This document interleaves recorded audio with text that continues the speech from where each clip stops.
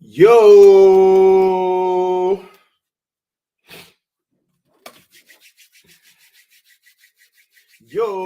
hold up, man. Let me get right. I made a mistake. Let me get right. Let me get right.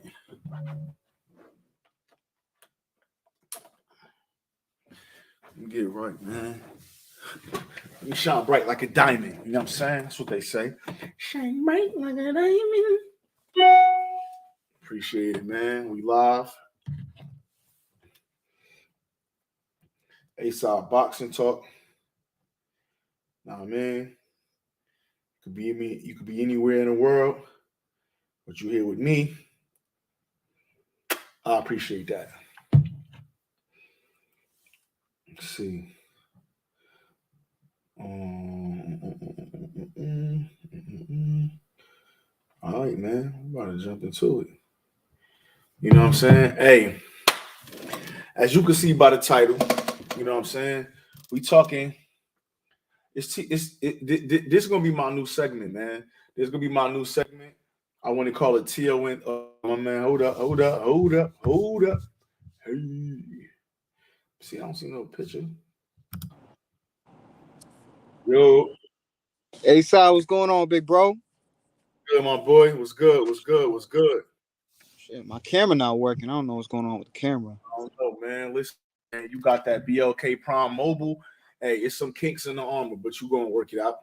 Listen, man, I made sure I brought my prepaid credit card from CVS, my vanilla. Hey, and my Shout man out to True. Trill was good, my boy. Shout out L Dub. Shout out my man Over J. Shout out my man Bug Williams.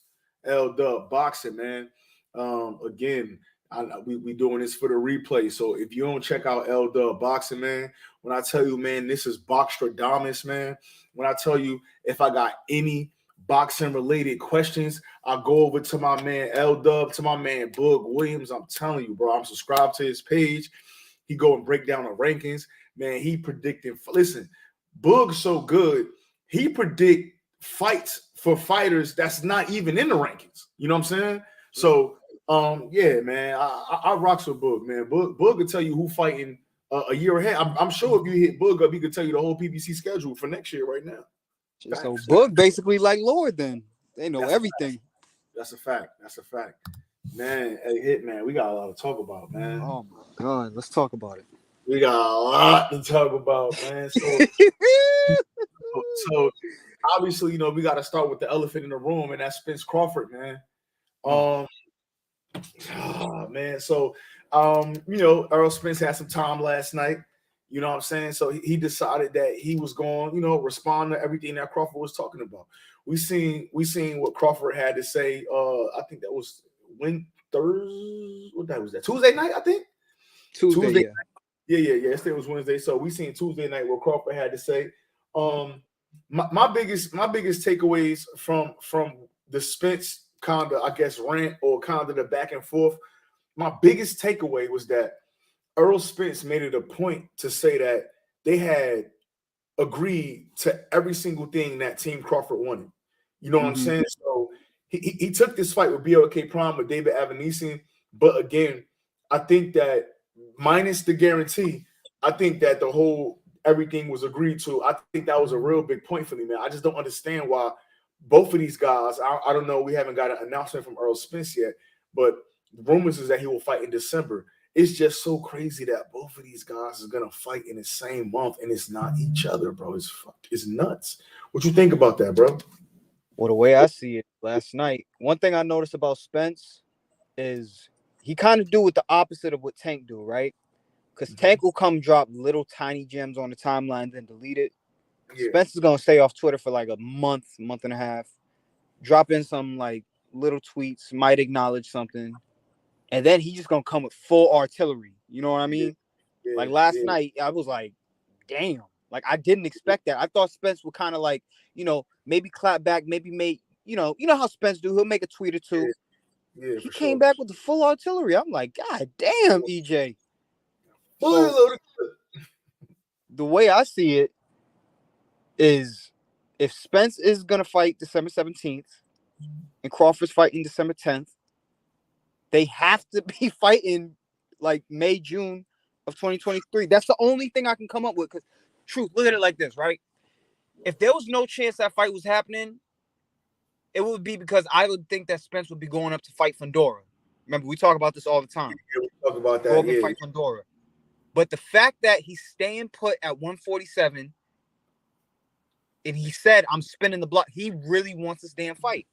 man, that's a fact, man. But you know, one thing I respect about Errol Spence is again, and the rumor, obviously, you know, we could talk about the rumor, right? Is this a rumor? The rumor is that his next opponent is going to be Keith Thurman. That's the rumor. Mm-hmm. But again, you know, some fight like Tank, for example, Deontay Wilder, they got that knockout thing with them to where it's like, you know what, they knocking everybody out. It's always exciting to watch. And Errol Spence is exciting to watch too. But I think one thing that not the one thing, the main thing that draws people to Errol Spence is his moniker, his name, Truth, right? Yeah.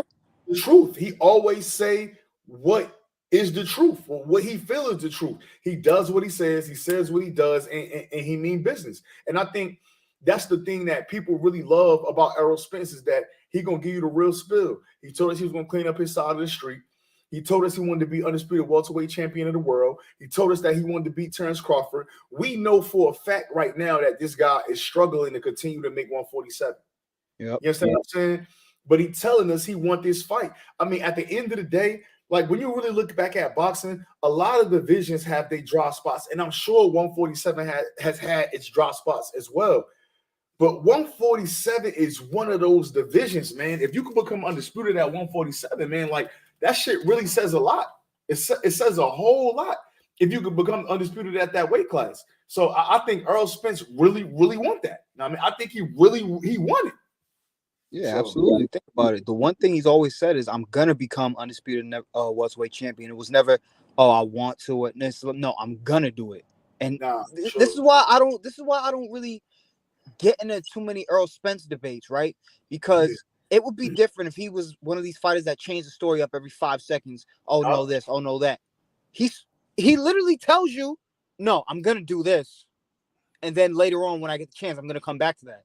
Exactly. It's like I don't get how you can question a guy who looks you dead in your eye, tells you exactly what he's going to do, has fulfilled it out. Yes, he's overcome a car crash, the eye surgery, but guess what? He still kept his word and did what he was supposed to do. I can't get mad at a man for keeping his word. I don't get how people can honestly sit here online and say, these guys don't do this, these guys don't do that. This guy goes up, does everything we ask him, does everything he says he's going to do, and y'all still got some issue with the guy. Nah, that's a fact, man. And I think like even yesterday with the I guess you could say rant back and forth, whatever you want to say. I think what I mainly took from that, Hitman, bro, what I mainly took from that is that Errol Spence is frustrated because he still want the fight. You understand what I'm saying? Like, it ain't like a lot of fans, a lot of people, we sitting here, man, I'm past it, I'm done with this, blah, blah, blah.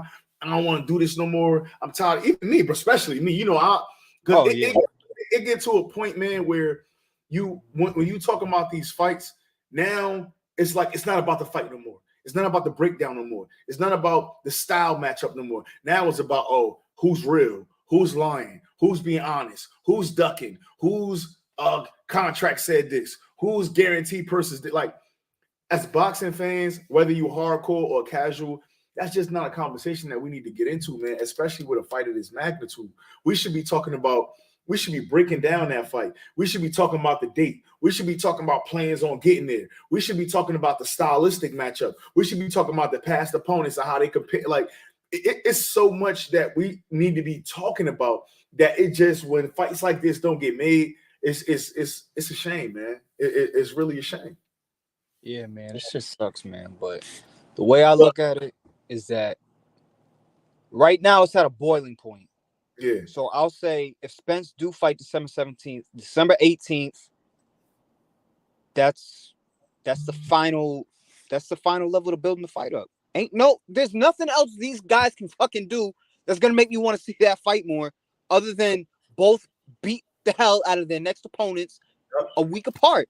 Okay, y'all did that. Fight. Get in the ring. Fight. I don't care about how what you want to see. I don't care what you want to see. No, y'all need to get in there and fight. There's no other choice. There's no other reason for you guys not to fight. And if you don't fight, Spence, move up to 54. Crawford, stay at 47 and fight the new crop of young guys coming up. Leave each other the fuck alone if y'all can't make this damn fight happen. Ain't no reason why the undisputed title fight shouldn't happen. I don't care. You're a free agent. This dude, I get aggravated talking about it, like you said, because I know it's not as clear cut as we want it to be, but at the end of the day, come on, man. Y'all know what the fight we want is. Y'all need to stop fucking around. We need to make this fight happen. I think one of the other takeaways that I got, because a lot of people they jumped on Terrence Crawford. A lot of people again, when you get to talking about this money and this and that, one thing I say is that everybody's different. You know what I'm saying? If I loan you money, Hitman, right? Yep. And you say, hey, Truth, I need $100. Let's just say, right? Now, you might got some people that might say, hey, you know what? I'm giving you my $100, but I want my money back when you get paid. As soon as you get your check or as soon as you get some money, I want my $100 back, right? Then you might have people that might say, you know what, man? Here's the $100. Come see me next month or month down the road whenever you get your savings right and get everything back right and you can afford to give it back to me without needing it again and blah, blah, blah, blah, blah. Come see me, right? Yep. The reason I said that is because Terrence Crawford, like he said, his whole career on ESPN, he's fought and he's had guaranteed money, right? A lot of people didn't believe that he was not getting any guaranteed money for this fight. But Errol Spence, during his addressing of everything that Terrence Crawford had to say, he even said himself, I didn't get a guarantee either. I just had a higher percentage than you on the back end. You know what I'm saying? And I think a lot of times fans, myself included, we want to see the fight so bad. We just expecting a guy that's used to getting $3, $4, $5, $6 million guaranteed to him. We just want to see him take a fight for no guaranteed money when for the last 4, 5, 6 years, however long he was with Top Rank, that's not the way he's operating. You know what I'm saying? And so I think that people got, I don't want to say a little respect or back off a little bit, but people got to understand that everybody like their money different. You know what I'm saying? I know some dudes that can't count the money unless it's facing a certain way. You know what I'm saying? So at the end of the day, yes, PBC, yes, they do things a little bit different, I guess, financial wise, which I'm not a businessman. I don't know. But again, I'm not going to be mad at Terrence Bud Crawford for wanting guaranteed money and being skeptical, I guess, somewhat because of his previous dealings getting guaranteed money and not getting none that.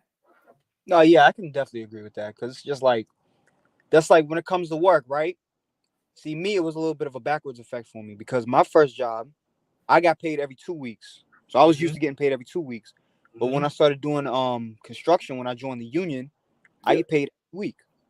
Now, God forbid, I don't, I have to stop working my current job. What type of job you think I'm gonna want to go to? The one that pays me every week or the one that pays me every 2 weeks? Every week, so bro. I completely see where he's coming from. I can't be sure. One thing Errol said that I really liked too in his rant was, you want to get your money. I ain't mad at you for that. I ain't never gonna get mad at you, for wanting to get your money. That's one thing I do respect. I can't get mad. I can't get mad at a man if you want to get paid. He ain't fought since November 2021. So shit, let the man get the quick payday. I just hope that they can come to an agreement and make the fight happen. That's it. For sure, man. And again, I ain't no businessman, but again, one thing I can say is that Errol Spence, like he said, we agreed to everything. So we agreed to everything. If Terrence Crawford said, they was trying to fuck me over, but I agreed to everything, I don't see why they ain't fighting next. Honestly, you know what I mean? And one thing that really struck me about Errol Spence, bro, it really wasn't his fight. I don't know if you caught this, man. He said, I even agreed to let you walk out second. Yep. You talking about a 3-belt champion that took the belt off every single belt he got, he took off somebody. Telling a guy with 1 belt, you could walk, I'll walk first. You could walk after me. On my platform, right? Because you're the boss. You're a boss, right? So if you're a boss, you either got your own platform, you represent yourself or something, which obviously we know Bud don't got his own platform, but now he's a free agent. So if you want to consider him his own boss, that's okay. But I'll let you come on my platform where essentially my welterweight record is better than yours. I have more belts than you. I've fought in bigger fights than you. I've done better pay-per-view numbers than you. But I'll let you walk after me. You could come out last, my dog. Just sign a contract. You know what I'm saying? I think that say more like to me again. That's where you get to the moniker again. The truth. That's some real shit. That's real shit. That's putting your ego to the side. That's taking your shirt off for the man and giving it to him and all of that. Because in the biggest fight of his life with 3 belts, he's gonna walk out first. You clearly know the man want to fight. He want to fight, bro.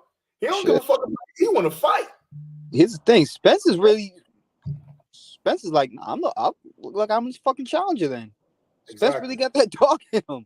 Because think about it. That's like, that reminds me when Triple G and Canelo fought. I was so angry at this. My pops was angry too. My father's like, why is the champion walking out first? He got all the belts. Why is he walking out first? Yep. Sometimes you got to make concessions, bro. Sometimes you got to make changes. Sometimes you got to do what it takes to do to get the fight done.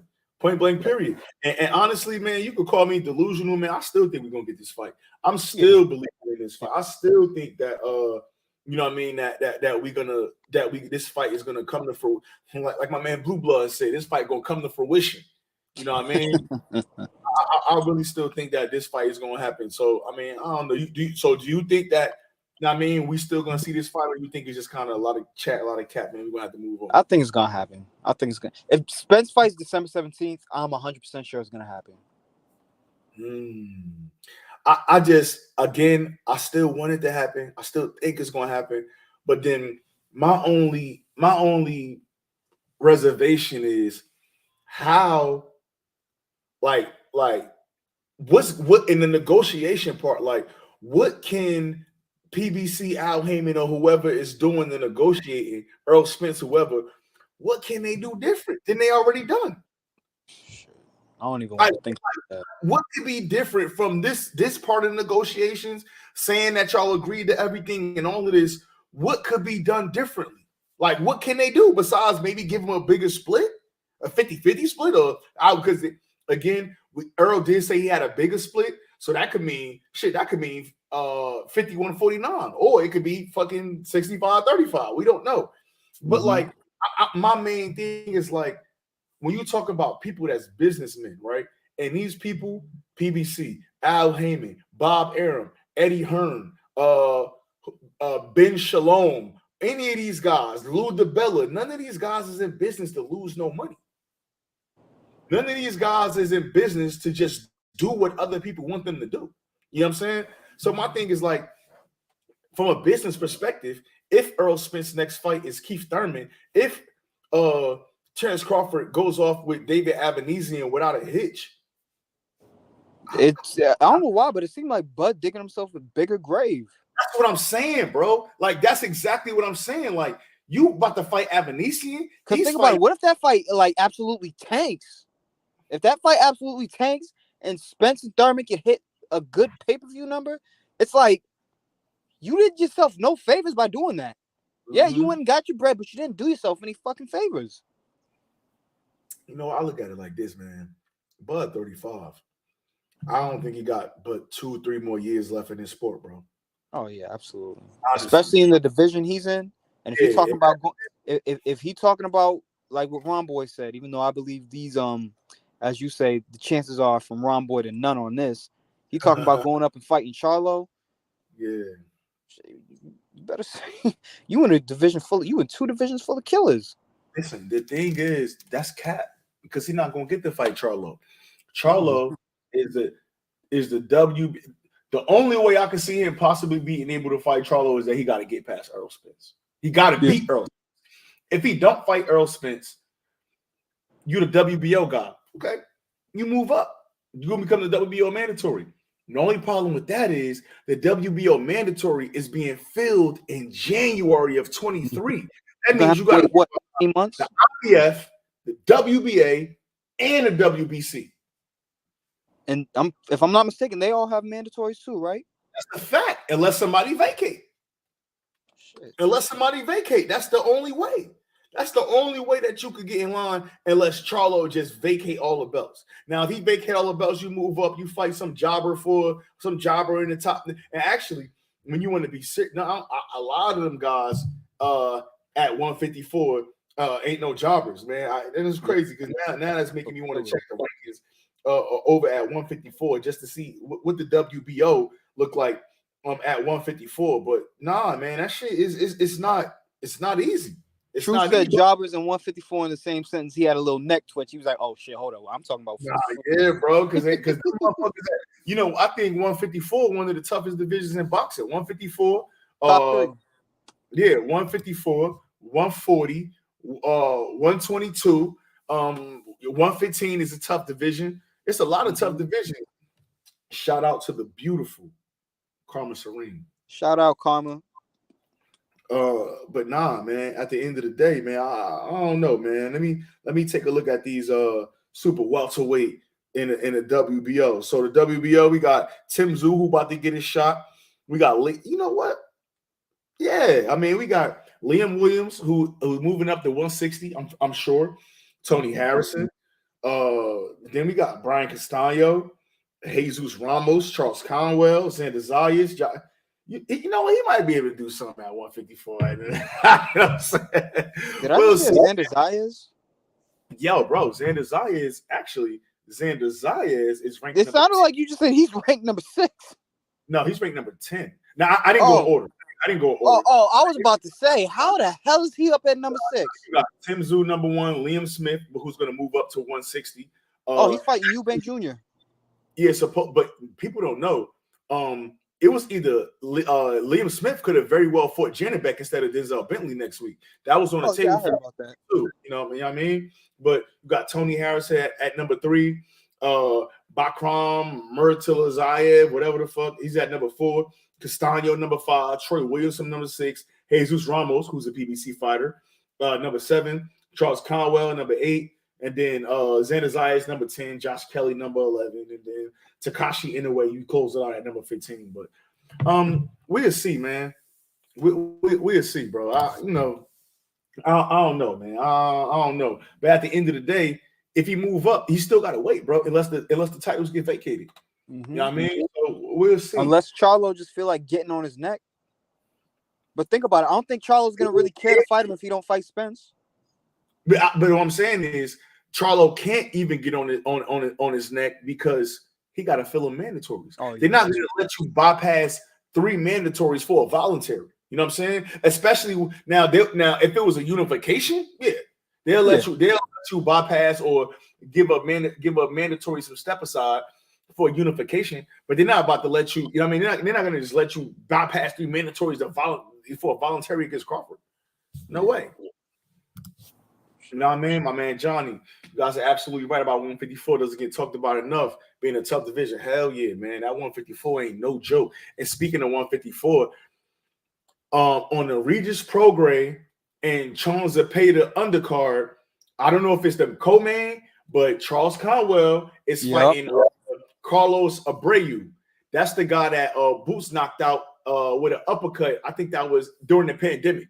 Yep, I remember that. Boots fought him, Carlos. I don't know, like Juan Carlos Abreu or something like that. I just know his last name Abreu, and I remember him fighting Boots at 47. So I think that's going to be a good fight, a little step up fight for Charles Conwell at 54. I like Charles Conwell, man. I'm real high on him. Hopefully, I get to interview him maybe before the year out. We'll see. But nah, it's going to be some good work. But again, man, we want this Spence Crawford fight. It's cool to see them go back and forth on Twitter, but he was talking shit. He was talking shit to Boots. Carlos Abreu was talking shit to Boots. You know what I mean? It's cool. It's cool. It's cool for Bud to move up, man. But we got to listen. At the end of the day, and I'm saying this as somebody who I don't dislike Terrence Crawford. I don't. But Terrence Crawford has yet to have a big fight in his career. Terrence Crawford is the number 1 pound for pound fighter because he was at top rank with the ESPN machine behind him. Mm-hmm. Hasn't fight. He hasn't had that fight. He has not had that fight. He hasn't. That Porter fight didn't do it. I mean, at the end of the day, I think that there was a good fight against Sean Porter. I think that's his best win. People want to talk about guys being semi-retired, but at the end of the day, Sean Porter went through an 8-week training camp. He signed on for the fight. He was calling for the fight. Bud didn't want that fight. You know what I'm saying? So it's not like it was a cherry picking. I'm gonna fight Sean Porter. Bud didn't want that fight. Mm-hmm. You know what I'm saying? So he got him. He stopped him. The first one. And on top of that, that was a damn good fight. Yeah, for sure. And he stopped him. Yeah. So whether and I give him full credit for that win. Yeah, I give him full credit too, because if Sean Porter's dad, if Kenny Porter don't stop that fight, Sean Porter might not be the same. I'm telling you. Yeah. One thing about Terrence Crawford is that he one of the illest finishers in the game. No, yeah, he was hitting him. If you're hurt, you're going home, bro. Like he not gonna let you off the hook. Like he's gonna get you out of here for sure. You're out of here. He's landing some violent punches too. One thing about him too is when he has you hurt, it's like it's not just the punches, it's the way he places them. You know, he places them on top of the head, on the temple, right on your chin. I wonder when Julian Williams is gonna fight next. He's fighting Saturday. Yeah, he fights Saturday, Johnny. He fights Saturday. He fighting a random man. He fighting a jobber. He's fighting a jobber. He moving up to 160. He fighting a guy that's, I don't know this guy. He's like a Mexican guy, Argentinian guy. He not fighting nobody important. I don't know, man. J-Rock, I see him on Twitter. You know, he got a lot of controversial takes. I don't necessarily agree with everything that Julian Williams say. I know he got like real estate and a lot of other things going on. I'm not sure if his heart is fully in the sport. I'm not sure if he's fully dedicated. But at the end of the day, I think from this performance that he has this weekend, we'll know. His last fight was you know what I mean? We'll see, man. We'll see, man. I want him to do well. I don't have nothing personally against him. Again, I don't like some of the stuff you see on Twitter, but that's just Twitter. It is what it is. As a professional fighter, I was in the building when he beat Jarrett Hurd. I was going for Jarrett Hurd. I was very surprised at his performance. You know what I mean? He's a devout Muslim and he's a good guy, blah, blah, blah, blah, blah, blah, blah, blah. But we'll see if he's dedicated when we watch him on YouTube this weekend, right? So, yeah, that's that. Next news, man. Let's get past Spence and Crawford. Let's get to the breaking news. Benavidez. Yo, that shit. I'm gonna tell you the truth, right? When I seen the picture, I'm just like, oh no, they just talking shit to each other again. Then I go back on Twitter. Caleb Plant has signed the contract to fight David Benavidez. I'm like, hold up. I exit out. I get a Snapchat. I go back. David Benavidez has signed his contract to fight Caleb Plant. I'm like, God damn, that was quick. Mm-hmm. Once I heard that the Uzcategui fight wasn't happening and that it was going to be a much better opponent, I was like, it's got to be a big fight. It has to be a big fight. Exactly. And then on look for me, you know, I think like, you know, some people, they like boxing, they like saying people get hit in the head, blah blah blah blah blah. Bro, I love the sport of boxing, bro. Mm-hmm. And it don't get no more throwback than Caleb Plant fighting October 15th and turning around and fighting in January, bro. What the bro? That's at this stage in people's career, Hitman is unheard of, bro. Really October 15th, November, December, January, bro. 3 months. Shit. 3 months turnaround, bro. Damn, it's really November. Think about it. We in November now, bro. Oh shit. We remember we all chicken talk. We all, you, me, a lot of other people. We was at Wilder Helenius and just saw Caleb Plant slick Anthony Durrell, which I called. You know what I'm saying? We was just there. Let me tell y'all something. Right? We all met up after the Frank Sanchez fight because you know.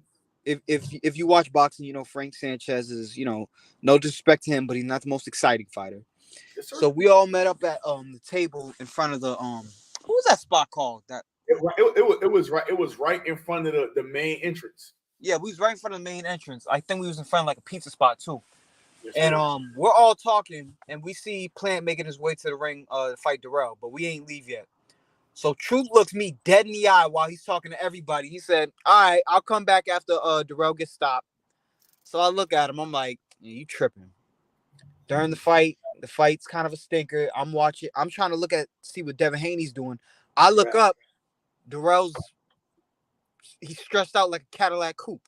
Lifeless. Next thing I know, I see Caleb Plant doing the gravedigger shit. I'm like, oh shit. I went back. I'm like, hey, Truth, I'm glad I didn't bet you money. I would have lost all my money that day. For real, I cleaned up too. I ain't gonna hold you. I cleaned up, Karma. I did. I told him, Karma. Hey, you know what's funny? Shout out to Karma, man. Karma was in that thing looking like a boss. Karma was sitting right in front of me. I think she had one of the little jackets. You know, you got the jacket, but you don't put your hands through the sleeves, man. Karma had what they call them, a shawl or pullover. Man, Karma was in that thing. Boss. Let me tell y'all something. Me, Karma, King P, Gritty, MVO, and Tim had the most fun car ride after the show. They all piled up in the back. They was all trying to fit in the back. Yeah. Man, that was a fun night, man. We need another night at the Barclay. We definitely do, man. But this Plant Benavidez fight again, man. I'm just looking at this fight hit, man. I tell you, I like to watch a lot of old school fighters, man. I like to watch a lot of old school boxing. Salvador Sanchez, man. Like he definitely like one of my favorites. I love watching Salvador Sanchez. I love watching a lot of old school Evander Holyfield fights, man. Yep. A lot, man, bro. What I'm telling you, bro, like I just sit down sometimes, like Salvador Sanchez. I like even one of the 90s fighters, Ike Abiabuchi, you know what I mean? He did some things he wasn't supposed to do. Edwin Valero, another one of my favorite fighters, bro. Like I like watching a lot of these guys. And one thing that I always noticed, man, was that back in the day, like you watched one of my favorite fights is Salvador Sanchez versus Azuma Nelson. And you watch and you look at like the 13th round, bro, and he's fighting like it's the first round. Orlando Gonzalez, bro. Hold on, give me 1 second. Orlando Carlos, yo, bro. This guy, Orlando Canizales, bro, you gotta watch him, bro. He has some of the illest footwork ever in boxing, bro. Trilla Tech, bro.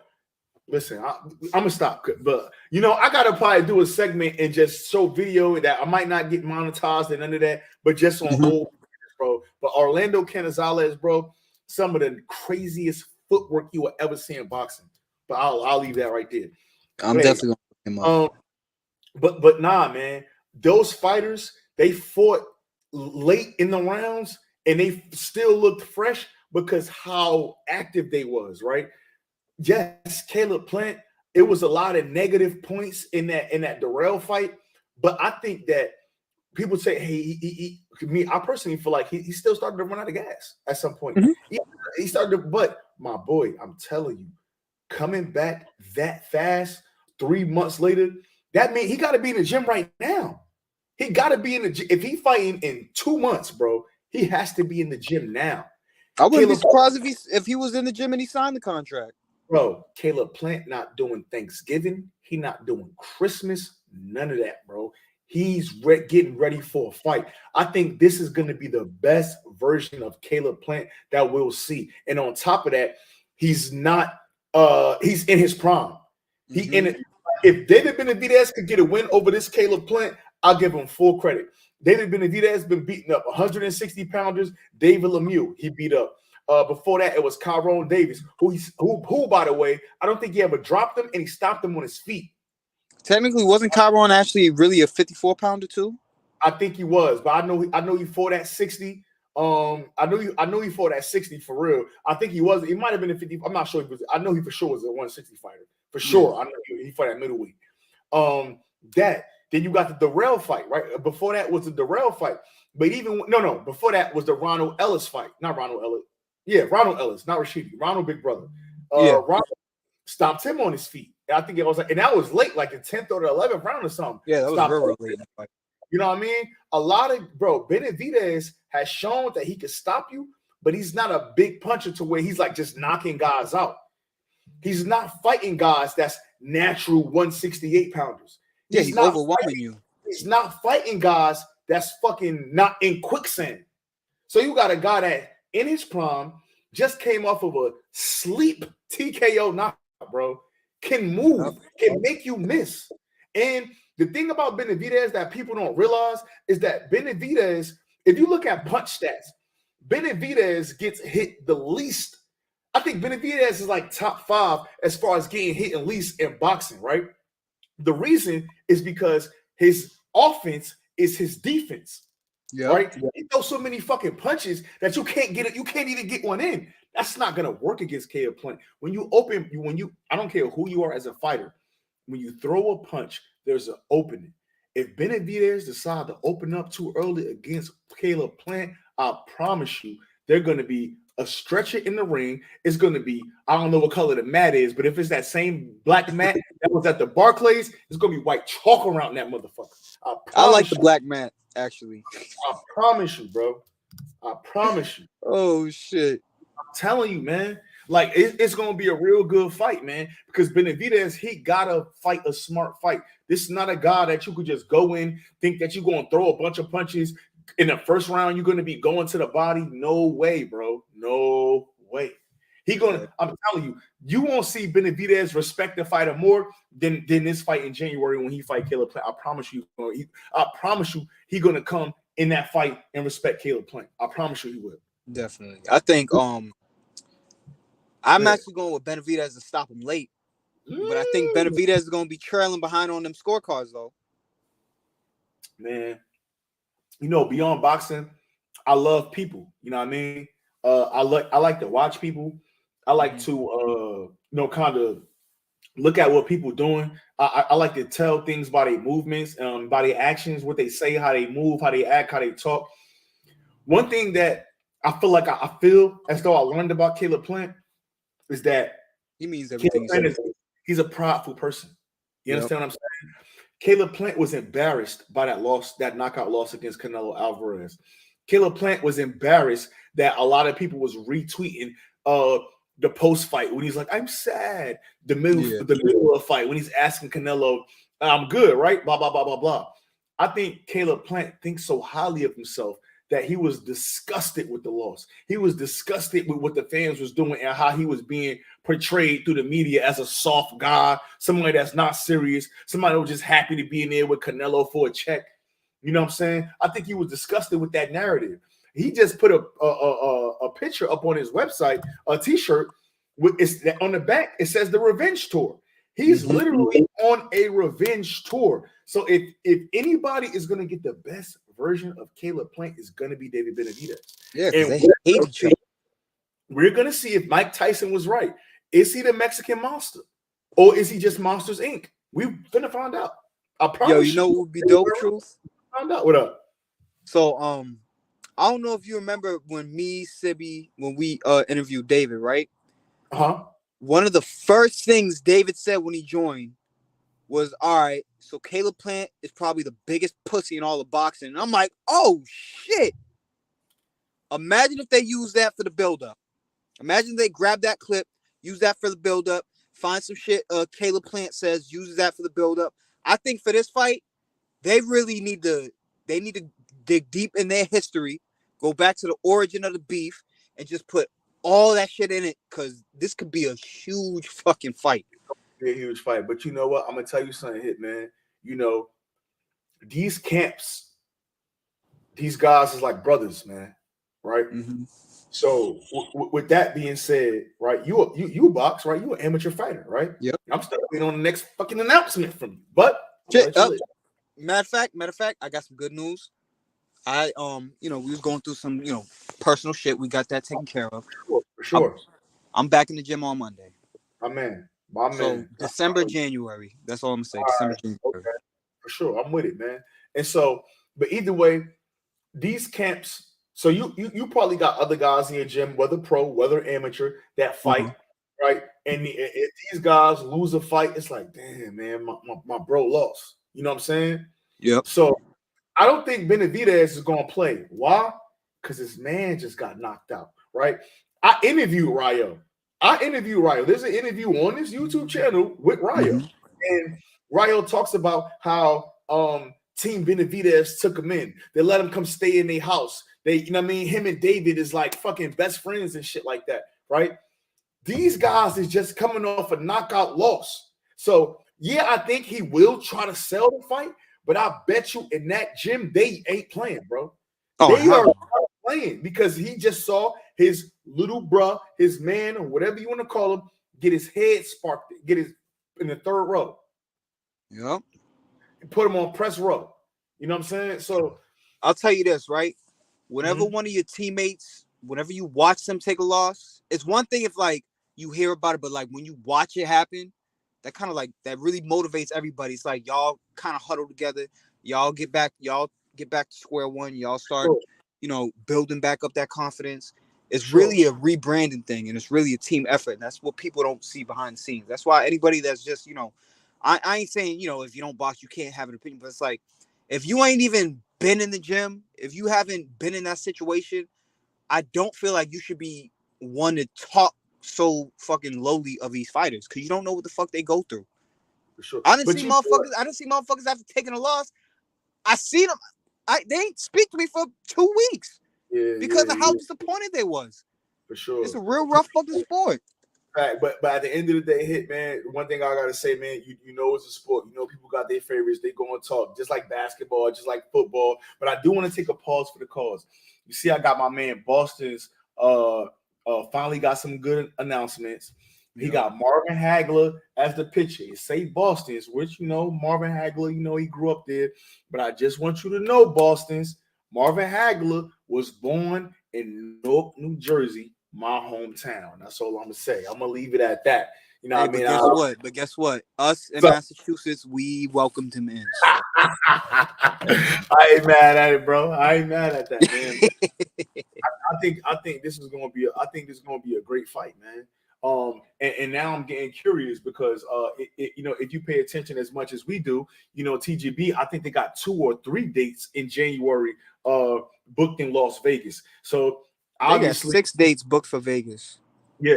I'm just talking about January though. I know that's crazy. I think it's like 2 or 3, and we know Vegas come with big fights.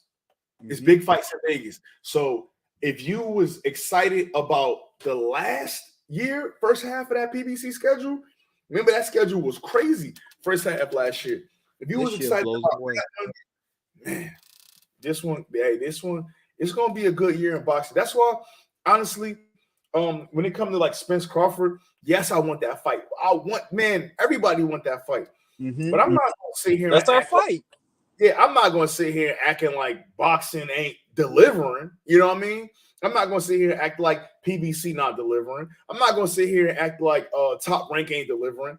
I'm not gonna sit here and act like I wasn't fucking glued to my TV. And one of the best fights I seen this year was twice 2 women, one on ESPN with Baumgartner and Mayer and Shields and fucking Marshall, and even a fight even better than that was Serrano and Katie Taylor. That's one of my fights in the year. I'm not going to sit here and act like we not getting great fights in the sport of boxing just because I can't get Errol Spence and Terrence Crawford, or because I couldn't get a Deontay Wilder and an Anthony Joshua a couple years ago, or a Tyson Fury in a Joshua fight. Speaking of Wilder, wait a minute. I just want to make sure J-Ro ain't in the comments when he heard you talking about women's boxing. He might block the channel. No, I'm just kidding. But Wilder, now that you bring up Wilder, Andy Ruiz is looking like that. It's looking like that's next, huh? Yeah, he is going to. I think he's gonna pause before I say this.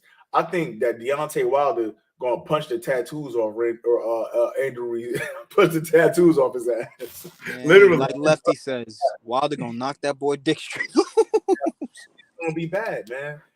Come on, man. Listen, he was born in Newark, New Jersey. That's where the blood runs strong. That war shit, that's a Newark, New Jersey thing. Boston's, I understand that Hagler grew up in the area. You know what I mean? I don't know if you know the full story about Hagler, but he was born in Newark, New Jersey. And I think it was, if I'm not mistaken, I could be wrong. 1963 was the Newark riots, Mhm. and his home was burnt down when it was like a lot of racial tension going on. Newark was still one of them cities that was half white, half black. It was starting to be integrated and stuff like that. And during the Newark riots, Marvin Hagler house got burnt down, and so from there, instead of just moving somewhere else, his family ended up relocating to Boston. You know what I'm That's saying? who he was. Brockton. He lived in. Yeah. That's it. Brockton. His family ended up relocating to Massachusetts. Same After place the where Rocky Marciano's from. Yeah. But he from I'm sticking to it, man. My man, Marvelous Marvin Hagler. He from Newark, New Jersey. But wait a minute. Wait, New England got some fighters. Let's see. Let's see. I ain't gonna say New England got.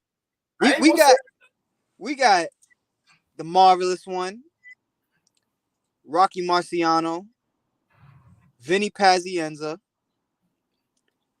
Rashidi Ellis, Charles the Hitman Stone, Jermaine the Technician Ortiz. Okay. Who else we got? We got some more dudes. Hold on. Say the other name. Where Andre from? He ain't from New England no more. He from Kansas. Fuck it. Nah, that nigga he from where you from? Yeah, he from Rhode Island. We got Ronald Ellis. We got Rashidi's sister. Rashida, she could fight. I don't know if you ever seen his sister fight. Do me a favor. Log off this live real quick. Yell from your backyard to Demetrius Andre backyard and tell that motherfucker you need to sign a contract and get a promotional company. Hold up, I got you. Hey, Demetrius, I'm gonna need you to sign this contract, man. Oh man, we need to see you fight some of the best fighters, man. I need to see you fight the best middleweight since Bernard Hopkins. I ain't talking about Triple G. I'm talking about Jamal Charlo, man. Hey, and make sure he's not in the street blocking traffic trying to call out Chris Eubank Jr. And Chris Eubank fighting Liam Smith. He ain't fighting you, bro. You can get up out the highway. I'm right in front of the highway. I see his dreads from a mile away. Oh man, nah. Hey, but again, man, just kind of back to the point. I think this Plant Benavidez fight is going to be good, man. My wife, I'm going to the top ranked fight December 10th, the Teofimo Lopez Pedraza fight. I'm definitely going to Jerry Forrest, Jared Anderson, Xander Zayas is on the card, Keyshawn is on the card, Shushu is on the card. My wife talked me off the ledge because I was trying to go to the December 17th card in Atlanta. But she told me no, it's Christmas. We gotta do some shopping. Okay, I'm a back off. But January, Las Vegas. Good luck. I'm gonna be there. One of those fights, I'm gonna be there. I'm gonna let you know right now. I'm gonna try my absolute hardest to make it out for the man who represents the country, who has the best military, who got the best defensive mechanisms, the best artillery. Because there is nothing that little Australian is going to be able to do when Jamel Charlo come to drop them bombs on him. Hey, man, I think that's going to be another good fight, man. Charlo versus Tim Tszyu. Oh, man. Again. Mel's going through his blade stage. You see he looking like Wesley Snipes now. No, man. Listen, man. Mel is going through that stage, man. He giving me Mike McCullum vibes, man. Yep.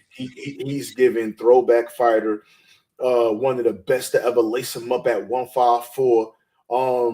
Yeah, man. I mean, you come on, man.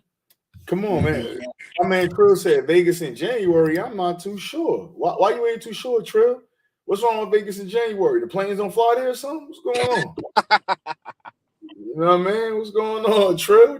I'm still waiting for another night at the Barclay, man. That's all I'm waiting for. Oh, hey, they said, hey, my man Boston said y'all got Mickey Ward.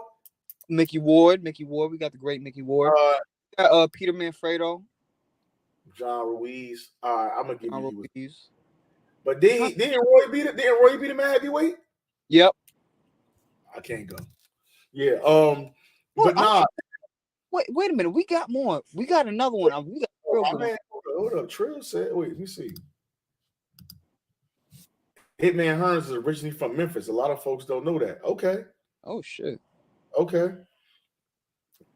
Oh, he's saying He's saying he don't know if that fight going to be in Vegas in January. But like I said again, that's me. Just I guess you go. I'm gonna say jumping to conclusions a little bit. I just seen that PBC got a bunch of dates, about 2 or 3 dates in January, and I was putting them in Las Vegas. So it may not necessarily be in Las Vegas. I think it will be. I think that's a Vegas.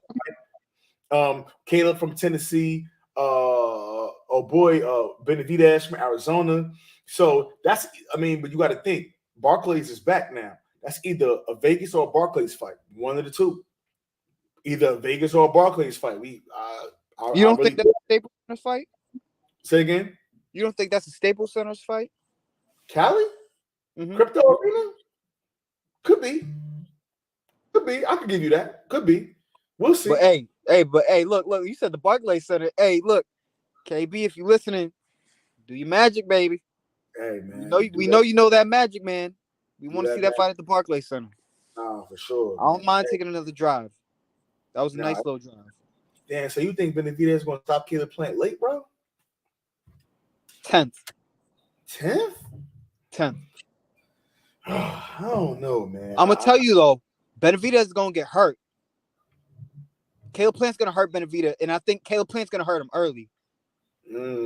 I just don't know if he'll be able to really jump on him. I don't know, man. We'll see. Again, man, that shit, it gets me excited to see fighters come back with, like, literally right back around again. Yep. And beyond the fight, me personally, I just analyze people, man. And I see that Caleb Plant is really on one. He got knocked out by Canelo. Could have took an easy fight. Came back against Errol. Knocked him out. Now, 3 months later, you want Benavidez? What are you on, bro? Who are you? What we like? You feel me? Like, what's up? All I'm gonna say is that Mr. Charlo, my boy Mr. Charlo, sitting in the background. I wonder what he's gonna be doing next. But people, that just proves to me that guys are fighting less as a choice and not because, oh yeah, we don't got no dates for you. Nah, bro. Like, what's the difference between a $1 million check and 2 $500,000 checks, bro? Fuck. I mean, it just depends. Excuse me, it just depends. Yeah. Hitman, what I predict for that fight? LOL, I told ASI the same thing. Caleb Plant, late stoppage. That's where I'm but Trill put the ice cold emojis. I think he think Benavidez is going to sleep. I think, hey, listen, man. These guys open up, man. As long as Caleb Plant ain't knocked out, bro, that boy an accurate puncher, man. He got a hell of a jab. I think he's a little faster than Benavidez. I don't know. We got to see because Benavidez look fast. But you know, I was always taught this when I was young. I was taught this quote, man. You always sound smart to a motherfucker that's dumb. You know what I'm saying? And it's like you always going to be fast to guys that's standing in quicksand, bro. Yeah. But when you got a guy that's making you miss, that's maybe as fast as you, that clearly has better footwork and defense than you, what we doing, man? Caleb Plant hit all like Caleb Plant. Like I got like this thing when I'm watching fighters. It's a couple things that I look for. Do you establish a jab? Yep. Do you change levels? And are you committed to the body? That literally, bro, that is my pause. That's my Dick Vitale diaper dandy assessment 3 bullets right there, bro. If you establishing a jab, if you changing levels and you committing to the body, bro, you're gonna win. You're gonna win some fights, man. It's simple. I'm talking about basic level, bro. You don't gotta have the craziest footwork. You don't gotta have Errol Spence don't got the craziest footwork. He establishes a jab, changes levels, and he's a killer to the body. Committed to the body, bro. That's it. That's it, bro. You don't gotta look cute. And again, now I'm gonna give you some credit because one of my favorite NBA players who played in Boston, Paul Pierce. If you look at Paul Pierce when Paul Pierce played basketball, Paul Pierce looked like a guy. Like when you're watching TV, you're like, bro, what are they doing? I could stop that. But he's getting 30 a night against real players. You can't stop that. It looks average. It looks normal. It don't look crazy. He give you 30 bucks. He give you 30 points a night. He's consistent. Every night. Consistent. You can't do nothing Very, with very it. consistent. You know what I'm saying? Like point blank period. You know what I mean? Nah, and this is true. If David Benavidez get the win against Caleb Plant, he absolutely deserves a Canelo fight. David Benavidez, he's supposed to be the interim WBC champion. Not Canelo. Caleb Plant just fought Darrell for that was like a WBC eliminator. This right here should be the final eliminator. This is for the interim title. It should be. Should be the final eliminator. Canelo, when he come back now, I don't know. I think the first belt, matter of fact, the first belt that Canelo won at 168 was the WBC strap, if I'm not mistaken, right? It was the WBC and the WBA. Yeah, he fought for David. Yeah, he fought for David's belt, and he fought Carlos Smith. It was both titles was on the line. Mm-hmm. So weird, but okay. Again, Mauricio Suleiman, Canelo Alvarez. Yeah, whatever. That was such a weird time. Yeah, that was weird. But let's move on a little bit to another fight that's kind of off the radar that I just saw. We know Shakur Stevenson vacated that WBC 130 belt. Mm-hmm.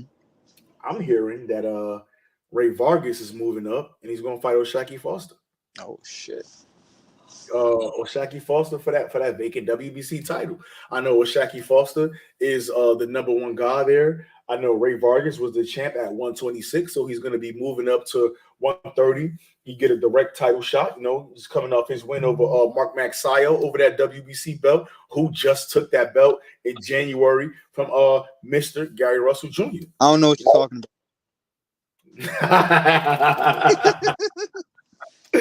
Nah, you know what I mean? I think that's going to be a real good fight. I knew who O'Shaquie was, but I really, I guess, started to follow O'Shaquie Foster after his I think he fought once or twice on was it Ring City? What was it called? I think was it Ring City.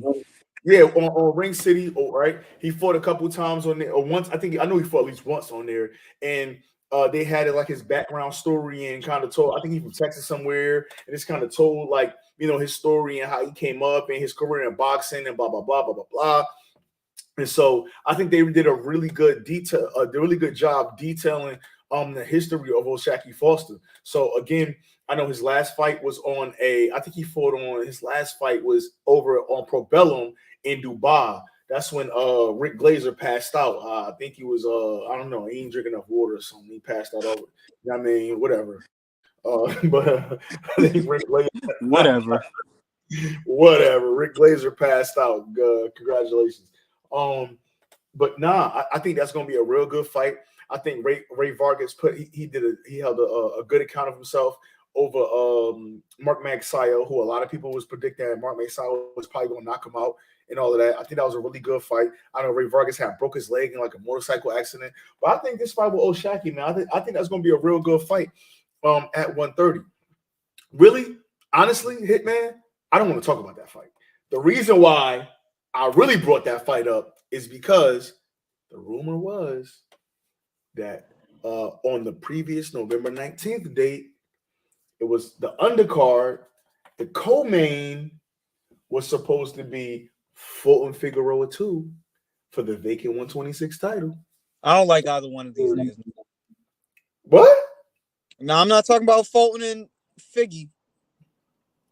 Oh, you talking about? I'm talking about thing 1 and thing 2. Damn, man. Nah, man, but I'm just looking at it, man.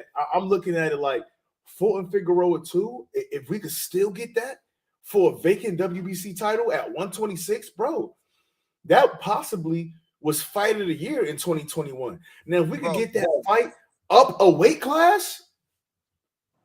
Bro, when I seen Fulton at the Barclays Center, I didn't recognize him. I'm like, damn, this motherfucker big as shit for a 122 pounder. Mm-hmm. I walked like, true, I promise you, I was like shoulder to shoulder. I walked right past him. Yeah. And I'm like, hold the fuck up.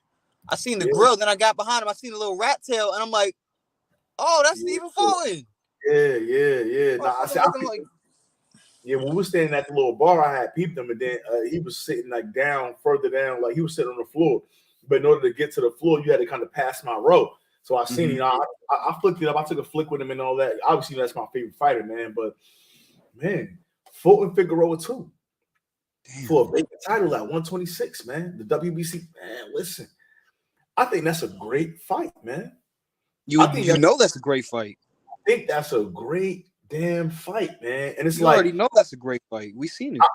I remember an interview where Stephen Fulton said he felt like he was going to end his career off at 135. I wouldn't be surprised. I mean, he's big enough to do it. It's not like, oh my God, he's so small. He's going to move up to 135 and dare to be great. He's big enough to fight at 135. Like, you know what I mean? He's not a small guy. Like you just said, he's not a small guy at all. You know what I mean? So, again, I just think the importance of that Ray Vargas Oshaki Foster fight means that WBC 126 title is vacant. Again, a little birdie told me that we were supposed to get Fulton Figueroa too. I wouldn't mind seeing that fight, man. I would love to see it. Listen, man, Brandon Figueroa is a fucking dog. Dog. Brandon Figueroa is a dog, man. He is a dog, bro. I don't care what nobody say. Like, that was a close fight.